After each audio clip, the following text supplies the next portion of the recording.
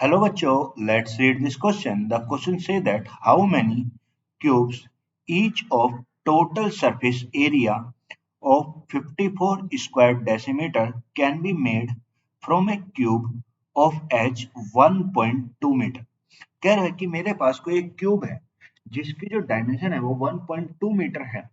इससे हमारे कितने छोटे छोटे क्यूब बनाए जा सकते हैं जिनका जो टोटल सरफेस एरिया है वो कितना 54 स्क्वायर डेसीमीटर हमें दे रखा है। तो हमें ये निकालना है। अब देखो सबसे पहले उसने हमें क्या दे दिया भाई, एरिया ऑफ क्यूब दे दिया। उसने हमें क्या दे दिया, ए नहीं, as in area in total surface area. भाई उसने हमें क्या दिया, total surface area of small cube. Total surface area दे दिया, एरिया ऑफ स्मॉल क्यूब। जो स्मॉल क्यूब है उसका टोटल सरफेस एरिया दे रहा है कि ना 54 स्क्वायर डेसीमीटर। ये उसने हमें दे दिया। और जो हमारे पास जो एज ऑफ, उसे कहते हैं edge of larger cube, bigger या लार्जर नहीं बिगर क्यूब। जो एज ऑफ बिगर क्यूब दे दी, बिगर क्यूब कितना दे दिया, एज ऑफ बिगर क्यूब दे दिया 1.2 मीटर उसने दे दिया। अब मेरे पास छोटे क्यूब का भी सरफेस एरिया है और एज की है बड़े क्यूब की। तो हम जानते हैं, सबसे पहले उसने हमें पूछा कितने क्यूब बनेंगे। तो सबसे पहले तो अगर क्यूब बनाने हैं तो हमें क्या देखना होगा, हमें सबसे पहले उसकी एज को निकालना होगा। भाई किसी छोटे वाले जो क्यूब है, जो हमारा जो छोटे वाला क्यूब है उसकी एज को निकालना होगा। अब देखो जैसे कि हम जानते हैं total surface area, but total surface area of cube, तो जो टोटल सरफेस एरिया होता है क्यूब का वो क्या होता है 6 इंटू साइड का स्क्वायर। मान लिया ये कोई छोटा क्यूब है, मान लिया कोई छोटा क्यूब है और जो इसकी साइड है, ये मान लिया कोई छोटा क्यूब है और जो इसकी साइड है वो कितनी है, ए मान ली। ये कोई छोटा सा क्यूब है और जो इसकी साइड मान ली वो कितनी मान ली, ए मान ली। ए ए भाई क्यूब की तीनों साइड बराबर होती है तो ये, तो इसका जो अगर मैं यहाँ पे रखूँ तो 6 इंटू, अगर यहाँ पे वैल्यू पुट करके और उसे फाइंड आउट करें तो 6 into a square, 6 into a square equal to कितना है 54 दे रखा है, 54 डेसीमीटर स्क्वायर डेसीमीटर। तो 6 से कट गया 54, तो ये कितना आ गया भाई, ये हो गया 9। तो ए स्क्वायर इक्वल टू 9। तो अगर a का मानेंगे 9 किसका स्क्वायर हो 3 का, तो a कितना आ गया 3 डेसीमीटर आ गया। तो मैंने ये मुझे डेसीमीटर साइड पता चल गई, इस क्यूब की छोटे वाले क्यूब की कितनी है 3 डेसीमीटर है। अब उसने बोला है, ये तो मुझे पता चल गया, अब उसने बोला है कि इस ये कोई एक बड़ा क्यूब है, मान लो ये मेरे पास कोई एक बड़ा क्यूब है, इस टाइप से बड़ा क्यूब है। अब बोलते हैं इस बड़े क्यूब में से ये कितने ये छोटे क्यूब बन पाएंगे।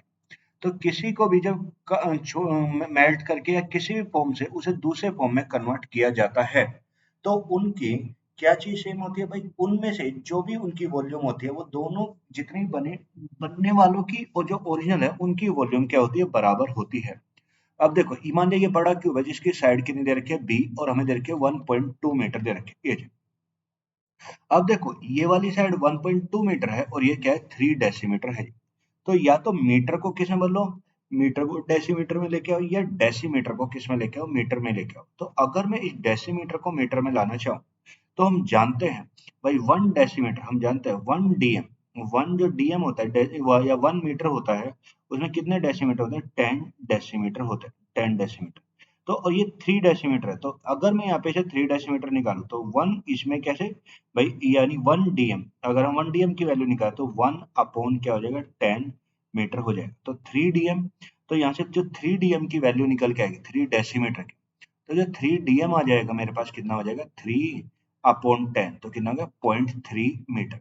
यानी मैंने इस चीज को मीटर में बदल लिया, कितना 0.3 मीटर आ गया। अब देखो अगर हमें नंबर ऑफ क्यूब निकालने हैं तो हम जानते हैं एक आइडेंटिटी कि volume of bigger cube, bigger cube equals to n into volume of small cube. ये होता है वॉल्यूम ऑफ स्मॉल क्यूब। और जो वॉल्यूम ऑफ क्यूब का फॉर्मूला होता है, volume of cube, volume of cube मेरा कितना होता है भाई, वॉल्यूम ऑफ क्यूब होता है साइड का क्यूब, ये जी ए क्यूब होता है, ये जी मतलब जो भी उसकी साइड है उसका क्यूब होता है, वॉल्यूम ऑफ क्यूब कितना साइड का क्यूब। तो अगर मैं यहाँ पे वैल्यू पुट करूं, अब देखो वैल्यू पुट करें बिगर क्यूब, अब बिगर क्यूब की साइड कितनी है भाई, ये हो गया 1.2 का क्यूब, यानी 1.2 इंटू 1.2 इंटू 1.2 और इक्वल्स टू एन, एन क्या रिप्रेजेंट कर नंबर ऑफ कितने क्यूब बनेंगे, और इनटू इसकी साइड कितने 0.3 इंटू 0.3 इंटू कितना 0.3। तो कितनी बार पॉइंट से 1 2 3 ये कट गया, तो ये पॉइंट से ये 3 पॉइंट गए गए ये। अब देखो अगर मैं यहाँ से n का वैल्यू निकालता हूँ, अगर 12 इंटू 12 इंटू 12 अपॉन कितना 3 इंटू 3 इंटू 3, तो होगा 3 चौक 12, 3 चौक 12 और ये होगा 3 चौक 12, तो 4 4 चौक 16 और जो 64। तो जो मेरा नंबर ऑफ क्यूब का मान आ गया, तो n की वैल्यू कितने आ गई 64 आ गई। यानी इस बड़े क्यूब में से जो मेरे छोटे छोटे स्मॉल क्यूब बनेंगे वो मेरे कितने क्यूब बन जाएंगे 64 क्यूब बन जाएंगे। So the correct answer is 64. That is option A is correct. Hope you will understand it. Thank you and best of luck.